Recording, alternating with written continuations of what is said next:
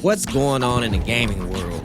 Just the other day, Gears of War Reloaded was announced to be coming to the PlayStation 5. Something like this a few years back would be unimaginable, but here we are in 2025, it's happening. Microsoft is finally embracing its third-party role, and they're going all in with this. Let's talk about Gears of War Reloaded. It's actually a re-release of a re-release from Gears of War Ultimate Edition that was released in 2015 for the Xbox One. It had all the DLC from the original game. Now the good news is it's only $40 the game, and if you did get it for Xbox One or PC, to update it for free, so you can turn your remastered version into the reloaded version free of charge. Now, this is the thing that really concerns me as a gamer, because I like Gears of War. I actually see myself going back to it. PlayStation 5 is going to have crossplay, so you'll be able to play with people on the Xbox to PC. So that's actually going to open the world of Gears to gamers that, because most fanboys, they will never touch an Xbox product. When I say that, I mean like they won't touch Microsoft. They won't go out and buy an Xbox. This is the thing. A lot of Xbox games have been released with Sony over the last few years, and PlayStation fanboys have been picking them up and playing them. So there's no doubt that Gears of War coming to PS5 is going to sell well. I know it is. They're going to pick it up, they're going to play it, and again, that's going to open the world of Gears to players that would have never otherwise touched the game if it remained on Xbox. I'm expecting those lobbies to be fun. I'm looking forward to that. That's the good news there for me. This is the other thing that concerns me though. Everybody know recently Xbox and PlayStation have raised the prices on their gaming systems. I'm going to focus on the latest model of the Xbox and the latest models of PS5, which is Xbox Galaxy Black. That's going for $730, and the PS5 Pro is going for $700 now. So $30 cheaper, you can go get a PS5 and you can get into the new Gears game through the PlayStation if you never bought it for the Xbox. Slowly but surely, Xbox look like they're trying to phase themselves out of the gaming industry, because I don't understand why they would charge more in their gaming system, more money than the PS5. That's just crazy. But I don't think Xbox already said it. They're not looking to continue doing consoles, They don't mind going into third party. While we're talking about price raisings, Nintendo's accessories together, I'm talking about everything they just announced for the Switch 2, they went up in price recently again. Everybody knows that. If you bought all their accessories, everything together from that camera to the carry case, the screen protectors, the Joy-Cons, etc., you're looking to spend around $595. That's not even counting the Switch 2 that's at $450. And no, I'm not gonna say the Switch 2 is $500 because if you get the bundle, so we're gonna talk about that bundle real quick. The bundle, and this is Nintendo's words, because everybody loves to say, oh, everybody's spreading so much misinformation about Nintendo. Nintendo has said that the bundle of Mario Kart World with the Switch is limited while supplies last. That $500 bundle for the Mario Kart World and the Switch is not going to be a forever thing. Again, that's Nintendo's words, while supplies last. I don't understand why supplies last with a digital game, because the Mario Kart World digital bundle is a digital code to get the game. I don't understand why it's not a physical copy. Whatever. All that together, if you bought the Switch accessories, cameras, everything, and the game system itself, then that's easily gonna run you over $1,000. Easy. Now, realistically, most people are gonna probably just buy the camera. There's no Joy-Con drift. We might expect a controller or two, but even that said, you'll come around to about, I want to say $240, give or take. And again, I'm talking about the United States pricing. I know the prices around the world, those are high too, and I'm concerned about those prices too, because that'll affect overall sales as a collective. But I am just going to focus on the American pricing about everything in this video for the most part. I want to move over to Tekken. Since Tekken 8 came out last year, it's just been a lot of crap that's been going on with the game that's been irritating me personally. Tekken Tag Tournament 2 started DLC characters. I can't find it, but I know for a fact I heard Hodder say, oh, I'm not gonna make legacy characters DLC. I know I seen it somewhere and I cannot find it. It's like it just got erased off the face of the internet. Now, you got Tekken Tag Tournament 2, they bought a bunch of legacy characters back as DLC. But if you pre-ordered the game, you got those characters for free. But I wouldn't even say free, because you had to pre-order to get the characters, so I don't know how to explain. Whatever. Move fast forward to Tekken 7, and now you got all this DLC going down again with a bunch of legacy characters. You got Anna Williams was DLC, Craig Marduk came back as DLC, Lei Wulong came back as DLC. These were all legacy characters we played for years. And now we gotta pay for these characters. That rubbed me the wrong way. Now, let's talk about Eddie. Before Tekken 8 came out, months before Tekken 8 was even finished with its development phase, everybody across the world was screaming, "Where's Eddie? Eddie ain't got a character reveal yet. Where's Eddie? Eddie." Eddie is a popular character. He's been around since Tekken 3. Hodder got on his Twitter page. Basically, he was like, "Stop whining about Eddie. We're not gonna put him in the game. Quit doing it," basically. But at this point, I honestly believe once Hodder saw that, wow, they really want Eddie in this game, he ends up being the first DLC character for the past. I felt like he was used as the first DLC character because this is the other little minor problem I got with Tekken, because they're still doing this. Most games nowadays, fighting games, are not doing this. Tekken sells you a fighter's pass. You know the first character, but the rest of the characters you don't know till later on in the year who they're going to be. So you're essentially buying a fighter's pass for characters, but you don't even, you're paying for something that you don't even know what you're about to get. Like, no. See, Street Fighter, you buy the fighter pass and you know what characters you're getting in this pass. You'll see them. King of Fighters, they're doing it. Tekken's still going this approach because they're doing it in the second season all over again. And I'm gonna swing around to that in a minute. But regardless, I just thought that was nasty and disgusting. For all the Eddie mains out there that's been playing Eddie for years on years, mastering him, now they gotta pay for their favorite character. So now they gotta buy the game, then pay an additional fee to play with the character. So even if they choose to say they don't get the season pass, fine, they'll just pay the extra few dollars to play the actual character. That's that, but that sucks still. I'm getting taxed to play with my main that I played with for years, and that rubs me the wrong way. And I'm not an Eddie main. I don't play Eddie, but so I'm fine. I'm just speaking for all the other Eddie mains out there. That's bull. Linda was the second character introduced in the past. She was DLC in Tekken 7. Now, fast forward to Tekken 8, she's back again as DLC. And for those that pay for her in Tekken 7, they gotta pay for her again. Now, someone like me, I bought the season passes for all of Tekken 7 because I was heavily invested in that game back then. I love Tekken. I still love Tekken now, but again, I just don't like the route they're going down now. I had Linda, but let's say I did like her. I enjoyed her in Tekken 7. I paid for her. I loved her. I played her. Now I move on to Tekken 8. Let's say that she's back as DLC again. I gotta pay to play with her again? I already paid for her in the last game. Nah, that's just nasty. It gets even dumber. Heihachi was the third character introduced in the DLC. Heihachi, he is a Tekken staple character. He is the legacy of all legacy characters. And you're charging for him? Before y'all come in the comments saying, "Oh, well, Zero, he died. He died in 7. He was killed off in 7. Nah, he was killed off in Tekken 5. And what did the game do back then? He was an unlockable character. And I know unlockable characters in most fighting games is a thing of the past now, but the point is, they already knew they was bringing Heihachi back. And I'm not gonna just harp on Tekken for doing this. Street Fighter did it too with Bison. Bison got killed off in Street Fighter 5, and they bought him back for 6. And the reason why the Street Fighter did it and Tekken did it too is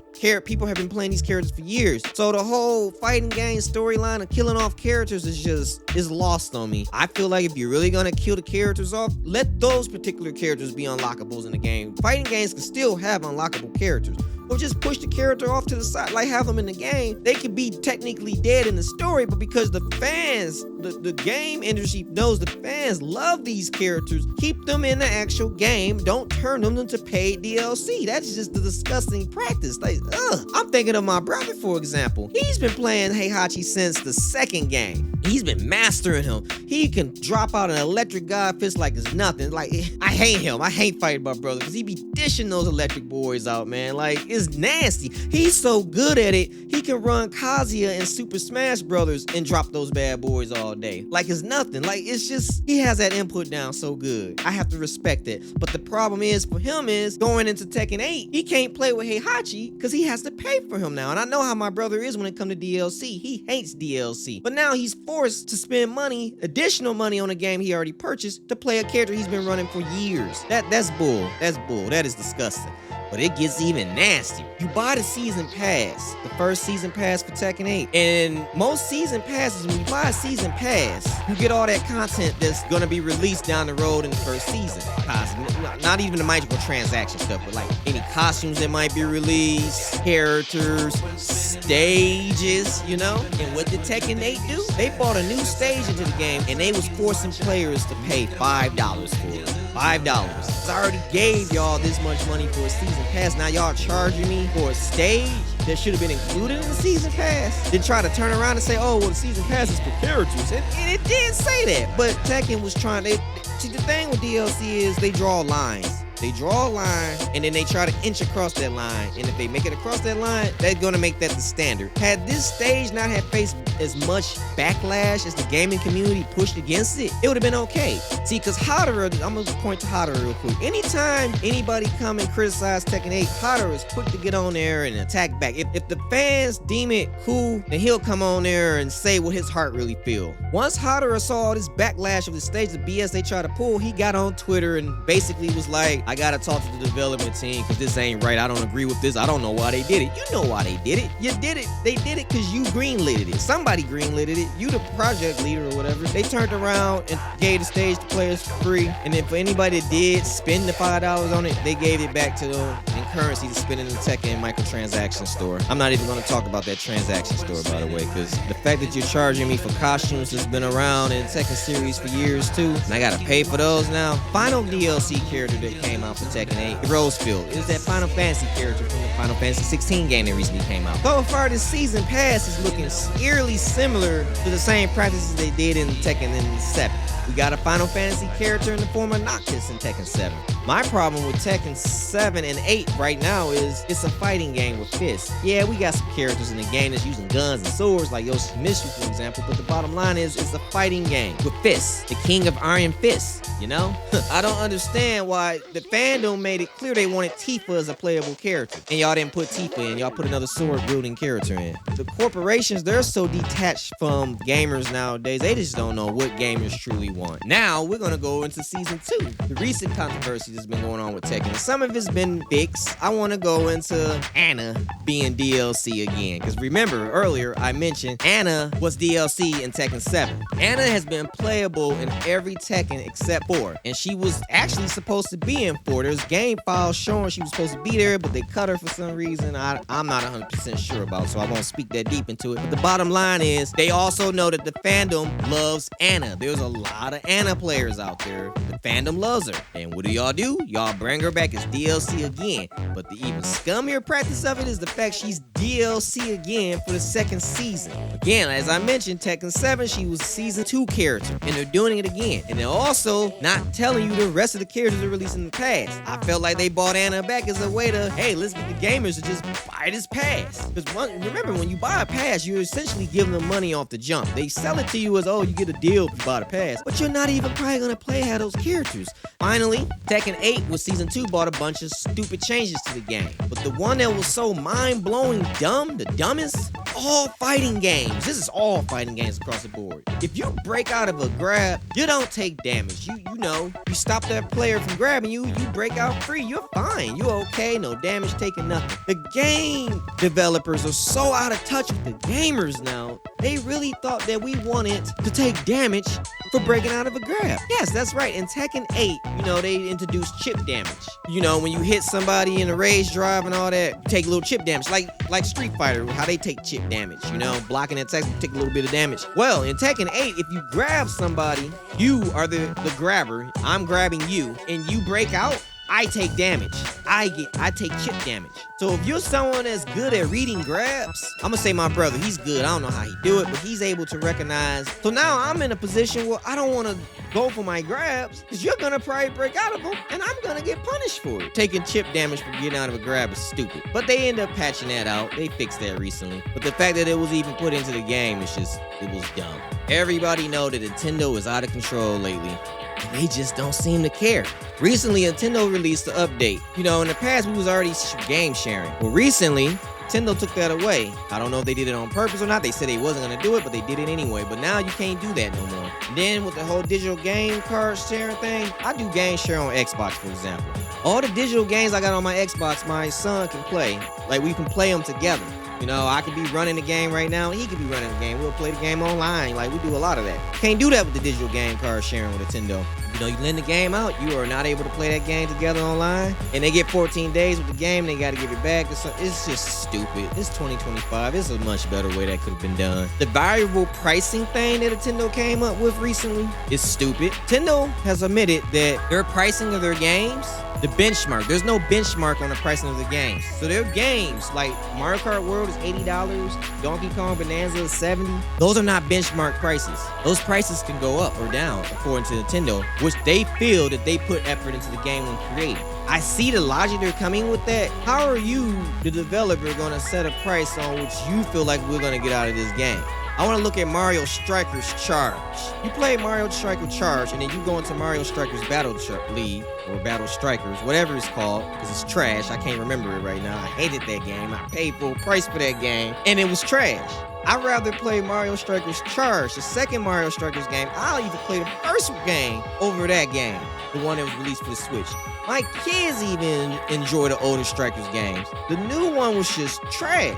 Now, you telling me with Nintendo's so-called valuable pricing strategy now that, let's just say they make a 4 Strikers game, and it's anything close or worse than the one they bought off of the Switch, and they tell me, oh, we feel like this game is worth $70 to $80 because of the power you can get out of it, the experience, the time. No, I don't think that's right. Again, if y'all decide y'all want to try to sell games to us for $70 to $80, I'm cool with, I'm not cool with that, but it is what it is. But you're not about to sit here and tell me the next Super Smash Bros. Game is going to be $100 to $120 because you feel like I'm going to get all this experience out of it.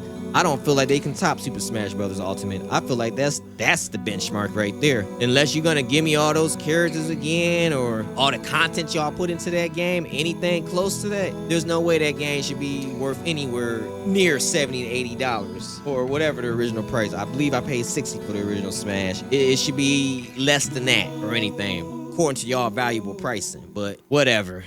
NSO is a joke in 2025. I know I'm not alone when I say that if you go to the eShop and you try to navigate the eShop, how laggy and slow it is, that's no. I hate the eShop. I dread any time I ever had to go to the eShop. You have to play Xbox Live and PlayStation 5 and experience their online service to understand what I'm trying to say. NSO service, they're charging us for a service that's so lackluster compared to Xbox and Sony. No, they gotta step that up. If y'all about to do all this extra curriculum and charge us all this extra curriculum, y'all gotta step y'all service up. The money's there. I don't know if I'm alone when I say this, but I'm tired of Mario. I'm tired of Mario Kart. I actually look forward to the new Donkey Kong game that's coming out. It does look interesting, but mainly because it's not Mario. A lot of people's running around screaming, we want a new 3D Mario game. Yes, I wouldn't mind a new 3D Mario game, but Nintendo has so many IPs that I actually like, from Star Fox to F-Zero. They just ignore them, man. Like, they won't touch them. Let's go back to the Nintendo 64 real quick. We got Metroid. There was no Metroid games on the 64. Not a one. I honestly believe if Metroid Prime didn't kick off as good as it did on the GameCube, we would have never got another Metroid game for the GameCube era. I really believe that. Fast forward into the Wii U, was the last time we saw Star Fox. The last time. And that was just a retelling of the original 64 game. They just keep remaking the Star Fox 64. They keep giving it back to us. Whether it's on the 3DS or is Star Fox Zero, there's no Star Fox game on the Switch. And then poor F-Zero, the last official brand new game of that in the series, was the one for the GameCube, which you're giving back to NSO people in June when the Switch 2 come out. Can we please get a new F-Zero for the Switch 2? Like, yeah, y'all giving us Mario Kart World with 24 races and all that. Why not F-Zero? Give us the 30 races. We can finally have that. Like, I know my homeboy's been asking for that since he was kids. I'm just tired of Mario. I'm tired. It's time to branch out. Hell, if y'all don't know what to do with Star Fox, or let other developers do it. I feel like that's why we wasn't getting a new Donkey Kong game. Like, we getting Donkey Kong Bonanza finally. Yay. Look at the list of Donkey Kong games we gotten over the year. How many times they just reported them. I feel like ever since Rare left Nintendo, they didn't know what to do with the Donkey Kong IP. But I guess they figured it out. Let's just put a Mario Odyssey skin over it, / Breath of the Wild, give it an open world, give Donkey Kong something that'll let the player know, hey, this is Donkey Kong, he's strong, he can do this. And now we got a new Donkey Kong game finally. And I say that real quick because remember Star Fox Adventures? They try to put a Zelda skin over Star Fox. It just feel like if it's not Mario, Nintendo don't know what they're doing with their IPs. Just share them out. Let other developers do something with them. And then I'm saying all that too because Nintendo shuts down a lot of fan projects. Like Sega don't do that. Sega will let a fan, as long as they're not trying to profit off it, they'll let a fan make a game. I think that's why Sega finally found their way back with restoring Sonic's honor, because they let the fans, work on the games and stuff, make their own little fan games. I feel like if Nintendo stopped shutting down fan projects, let fans revamp Star Fox or F-Zero, like hell, even Metroid.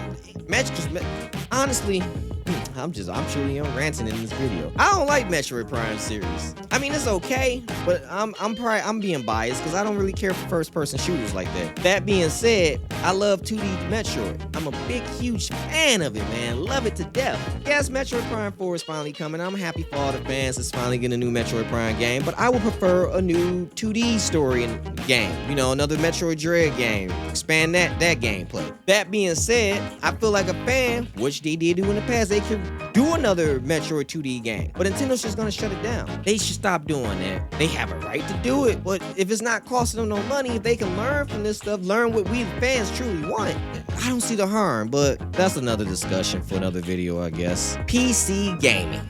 Let's talk PC gaming real quick. With the price of everything going up in the gaming world now, most gamers will say, oh, they're not into PCs because they're expensive.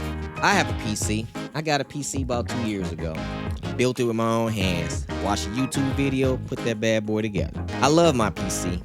I still play all my other gaming devices and stuff, but I do fool with my PC a lot lately. I love it. I love it to death. Probably gonna love it more when the Switch 2 come out, because I'm not getting it. That's any console. Any new console that's about to come out nowadays, probably not about to touch it. It's my PC. As long as I just update my PC for a minimum price of what everything's starting to cost now, I can continue playing the next Gears of War game on my PC when it releases, or the next Ghost game released for the PC. Whatever the case may be, I can play those games. I don't have to go out and buy a whole nother expensive console just for the gateway to get into that game. With the exception of Nintendo, because they're not sharing their games as of now. If you added all three of the consoles up right now, I'm talking about the Switch 2 that's about to release, PS5, and the Xbox. If you add all those together, of the current pricing where they're at now, you're looking to spend around $1,880. And that's not factoring in any of the accessories of the three systems. Again, I told y'all I spent about $3,500 on my PC.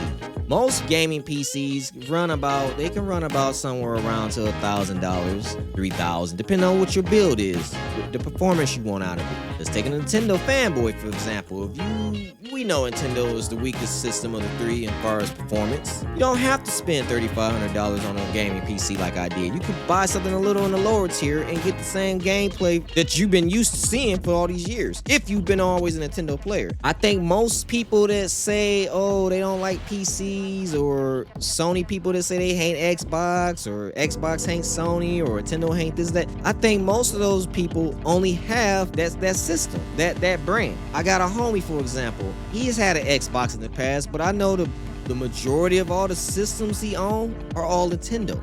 I have another homie, all the systems he owned has been PlayStation. I got some friends that got all three systems, or two of the systems. And again, myself, I have all the systems. I've had them all. I had PS2, PS3, PS4, I got PS5. I didn't own the original Xbox, but I got the 360, the Xbox One, the Xbox Series, the Switch, Nintendo. Didn't have the Super Nintendo, but we had the 64, the GameCube, the Wii, the Wii U, the Switch. So over the years, you can see how much money I've poured into all three corporations. But my point is, I don't think I consider myself biased when I say that all the hate a PC get, I don't see it anymore. And I used to be one of those people. I truly did. I used to look down on PC players like, ugh. I remember one time I went to a GameStop to buy something. Can't remember what it was, but a PC player came in there just running his mouth, bragging, oh, PC, master race gods, ooh, wee. And I looked at him with disgust like, man, bro, go sit down, go touch some grass, man. But now I see what he saw back then. I'm not like him, and I wouldn't dare go to the next person and say, oh, you need to get a PC this, PC that. The PC hate, the whole argument of it being expensive, I'm not seeing it anymore. Because again, with the price of everything going up, it's not too hard to believe one day your next gaming console is going to cost you somewhere around $1,000 plus. We're not even talking about the game still.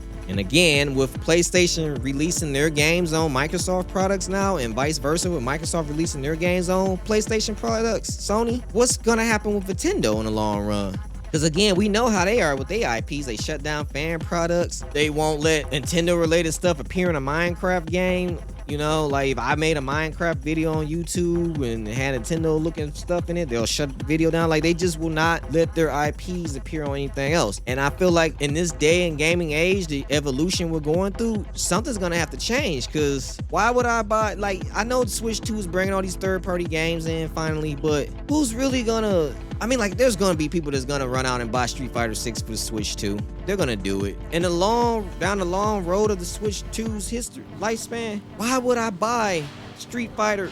Okay, let's say Tekken 9. Why would I buy Tekken 9 for the Switch 2? Grand Theft Auto 6 for the Switch 2, when I can just play it on Sony or Xbox and still get all these other games? Like, they're gonna have Gears and all, and they might put Gears and all that on the Switch 2 one day. It could happen, but we all know it's not gonna be as powerful and performance-wise when it could be on these other systems. What I'm trying to say is Nintendo's value, the whole, I buy Nintendo products because I love to play Mario. I don't know. And again, I'm probably just speaking for myself, my personal opinion. As of now, I only see myself getting a Switch 2 if a new Smash Bros. Come out. And again, it has to be more groundbreaking than Ultimate. It don't have to be better than Ultimate, but it has to be something on the level of Ultimate, you know? Nintendo has burnt me too many times in the past buying new games, well, reports or newer games, and they're not as good as the original games I played. Like, again, let's roll back to the whole Nintendo service for Switch 2. They're only putting the GameCube service on the Switch 2, and the whole selling point of that is you're getting Wind Waker back. But I, as a gamer, know that there's a better version of Wind Waker that exists. It's the HD version that I have on my Wii U that I can play right now for free. So if you're trying to get me to buy a Switch 2 because I can play GameCube games on there, Wind Waker, that ain't for me. It's not flying. And if I haven't made it obvious at this point in the video, Mario Kart is nice, it's cool, but that ain't a selling point for me. It's not. Zelda, they bought a new Zelda game and made it anything like Breath of the Wild. You know, open world-ish list, it's not enough to sell for me. Nintendo gonna have to bring something else to the plate. But right now, I'm still looking at PC gaming, Xbox gaming, PlayStation gaming. And out of the three, if you're a gamer trying to get in on the scene or the next step in the evolution, I feel like PlayStation's the way to go because they're the cheapest right now. Not counting Nintendo because we know they're cheaper, but it's the level of games, the variety of games you can play. I know I'm all over the place with that, but I hope y'all get the message I'm trying to put out there with that. Then finally, to me, gaming is more about a corporation than the love of gaming. Gaming is slowly becoming a streaming service now. You got PlayStation Plus, you got Xbox Game Pass, and you got the Nintendo service online. I'm gonna zero in on Nintendo real quick again. Nintendo's gaming streaming service consists of a bunch of old games from their past. NES, they got some Sega games, Sega Genesis, Nintendo 64, about to be GameCube. The catalog is huge. I'm gonna say huge. It's more huger for their older titles than their newer titles. Y'all remember when they first announced the Mario Party series 1, 2, and 3 for the Nintendo service? I'm gonna say NSO for short. Remember how fast we got the first game, then we got the second game, then we had to wait forever to get the third game. I don't understand what takes so long to emulate these games onto their service. I don't get it. Point is, I'm paying for a service to play these old games. It ain't like Netflix where they gotta make new content, new Netflix-related movies. Nintendo has all their old games in their catalog, but y'all still ain't releasing everything. Like, there's still games on the 64 that they haven't released in their catalog. And they're doing it with the GameCube now. The GameCube service is coming in June, and all we got is F-Zero, Soul Calibur 2, and Wind Waker. No Star Fox Assault, no Kirby Air Raid. I don't know. That's just stupid. And that's the whole point of NSO. And then you'll have people come on, well, if you got NSO, you also get DLC for free for their games. What games? For Mario Kart, Splatoon, and Animal Crossing? Come on now. That is such a weak argument. Now, you got Xbox Game Pass where you pay the service and you get to stream all newer games. Games that release day one, you'll get to play those through the Xbox Game Pass. I won't sit here and speak on Sony's Game Pass related thing, their PlayStation Plus, because I'm not really I don't pay for that at all. So I don't know what they're doing. I hear that it's not as good as Xbox Game Pass, but my point is, you're not about to charge me to play a bunch of old games. That's the base of their service. Like, yeah, you get to play online, but their bottom line service is pay us to play these old games. Nah. Half their catalog I physically own. And then like I said, they got all these older games for the older systems. Be real, who's really playing those? Who's playing those? You might play those 1 or 2 times and that's it. Come on now. Now, Call of Duty recently put Seth Rogen into the game. If he was in Fortnite, no complaints. It's awesome. Y'all put him in. Okay, Call of Duty, okay, I know I'm all over the place, but the bottom line is I play Call of Duty for a little bit more realistic feeling, you know? A little more grit in my game. Less of the colorful colors and stuff. Tactical gear and all that. You got characters in Call of Duty. Now, they didn't add Squid Games characters into Call of Duty. Basketball players like Kevin Durant. And there's a bunch of other characters in there. What's her name? Nicki Minaj is in the game. Now y'all got Seth Rogen in the game. Like, I don't know. I just feel like you play video games to escape reality. And now reality is starting to slowly sleep into our video games, you know? But, hey, whatever. That's where gaming's going, apparently. The gaming industry has truly changed and is no longer considered an affordable hobby. Game prices will no doubt continue to increase in price to the point most gamers will have to make a choice where their dollar will be spent. With things like bills, kids, such as their after-school activities like soccer, basketball, piano, dance, track, and other everyday needs. The route the gaming industry is going down is putting them into competition with the average person's everyday needs. Most people will say in the past, games cost as much as $100. And that's true. Not gonna sit here and deny that. The price on games back then would eventually go down. Also, gaming wasn't as big as it is nowadays, because again, as I just mentioned, we have Seth Rogen in Call of Duty now. Everybody's playing video games nowadays. There's no reason for the prices to keep going up and up and up and up and up. No.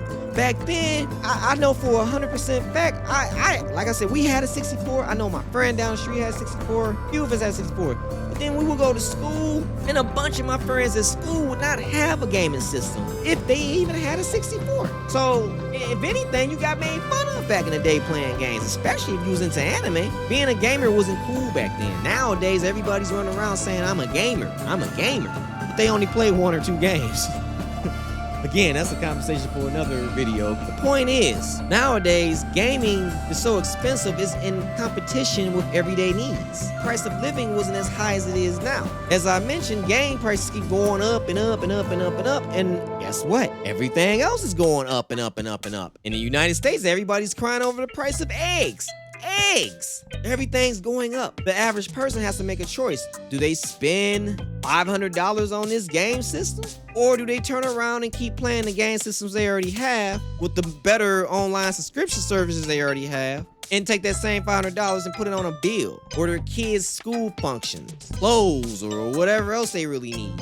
I just feel like if the gaming industry don't do a 180, cut costs or whatever they need to do to stop the prices going up, and I'm gonna say it again, prices going up. In the past, prices went down after something was out for X amount of time. The Xbox and the PlayStation has been out, the newer versions, the 5 in the series, it's been out for over, 4.5 or so years now? And instead of a price drop, y'all have increased the prices. We know Nintendo Switch games have not dropped in prices. The AAA games have not dropped in prices. We know in the past, for a fact, Nintendo did used to drop the prices on their games. They had collector's editions of their games and stuff. They don't do any of that anymore. Nintendo has took away their gold coin. You know, when you bought a Switch game, you put in your game, your console, and you register it or whatever, they used to give you coins that you could collect and use to discount your next game you bought digitally. They don't do that no more. It's just more and more and more. Give me more and more and more and more. They're going to price themselves out. You cannot go in competition with everyday needs. You're just a gaming. Y'all are video games. But the gaming industry, they're not looking at it like that. They're not looking at, oh, we're not just video games. We're a corporation now. We're just like Chrysler, GM, and Ford.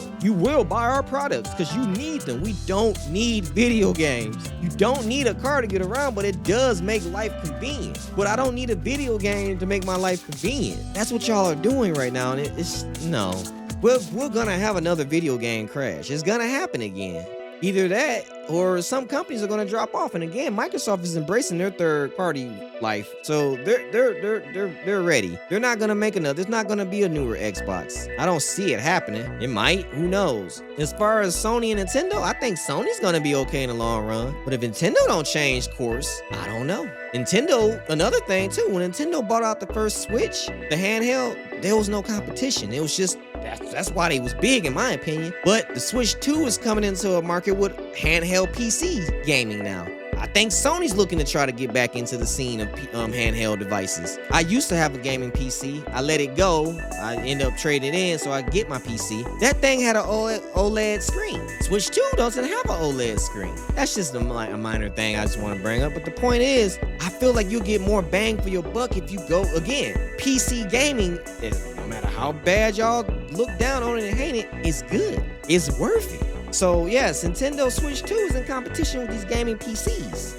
you know, that can play Sony games and Microsoft games. So I'm worried for Nintendo. If they don't stop with all this overpriced stuff, this corporate greed that they've been showing off lately, I don't know. But what do y'all think? Do y'all think I'm just ranting a bunch of nonsense? Is there anything that I said that might resonate with you? Please leave your comments below. I want to look at them. I want to read through them. I want to learn from them. Again, with less than a month away before we see the Switch 2, I wonder what other crazy things we're going to see in the gaming world. As always, I appreciate you guys for watching. I love you guys. And again, as always, stay frosty.